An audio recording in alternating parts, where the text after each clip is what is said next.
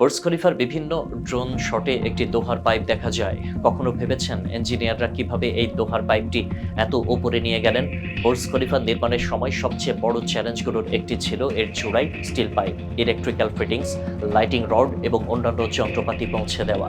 এই ভবনের উচ্চতা এতটাই বেশি যে সাধারণ ক্রেন বা লিফট দিয়ে সবকিছু তোলা সম্ভব ছিল না। তাই ব্যবহার করা হয় এক বিশেষ ধরনের হেলিকপ্টার।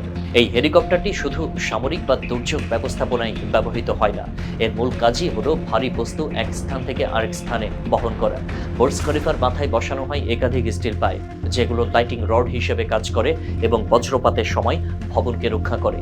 এসব পাইপ ছিল প্রায় 12 থেকে 15 ফুট লম্বা, ওজনে 80 কেজির বেশি, আর এগুলোকে নিয়ে যাওয়া হয় ভবনের সর্বোচ্চ স্থানে, যেখানে বাতাসের গতিবেগ ঘন্টায় 200 কিলোমিটার ছাড়িয়ে যেতে পারে। শুধুমাত্র হেলিকপ্টার ব্যবহার করলেই হতো না, কারণ চূড়ার স্পট এতটাই ছোট ছিল যে পাইলটদেরকে মিলিমিটার পর্যন্ত নিখুঁতভাবে হেলিকপ্টার স্থির রাখতে হতো। স্লাইটেস্ট ভুল হলে সেটা ভয়ঙ্কর দুর্ঘটনায় রূপ নিতে পারত। আরও মজার তথ্য হলো, কাজটা শুধু হেলিকপ্টারের ওপরেই নির্ভর করেনি।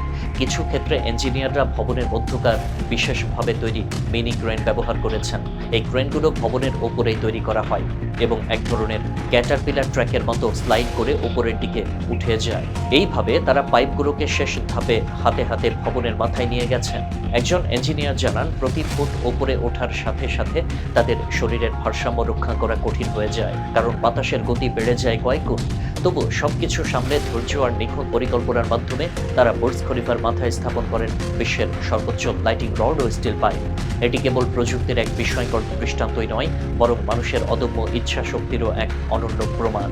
এই কাজের জন্য ব্যবহার করা হয় বিশেষ ধরনের বোল্ট, যেগুলো উচ্চ তাপমাত্রা ও ঝোড়ো বাতাসেও আলগা হয় না। স্টিল পাইপগুলো মূল কাঠামোর সঙ্গে এমনভাবে যুক্ত করা হয় যেন বজ্রপাতের সময় পুরো বিদ্যুৎ নিচের ড্রেন হয়ে যায়। এই পুরো প্রক্রিয়াটি পরিচালনা করে বিশ্বের অন্যতম সেরা ইঞ্জিনিয়ারদের একটি দল, যারা প্রতিটি মুহূর্তের নিরাপত্তা, গতি এবং দক্ষতার মাঝে ভারসাম্য রক্ষা করে। আর একটি চমকপ্রদ তথ্য হচ্ছে, এই স্টিল পাইপগুলো শুধু বজ্রপাতের প্রতিরোধ নয়, ভবনের মাথায় থাকা অ্যান্টেনা, টেলিকম সরঞ্জাম ও ওয়েদার স্টেশনের মাধ্যমেও কাজ করে। সেখানে রয়েছে উন্নত সেন্সর, যেগুলো ভবনের বাতাসের চাপ, গতি, তাপমাত্রা, এমনকি কম্পন পর্যন্ত রেকর্ড করে। সবশেষে বুর্জ খলিফার মতো একটি স্থাপনায় শুধু আর্কিটেকচারের সৌন্দর্য নয়, প্রযুক্তির নিখুঁত সমন্বয়, মানব শ্রমের বিস্ময়কর পরিশ্রম এবং প্রকৌশল দক্ষতার অসাধারণ মিলন ঘটে।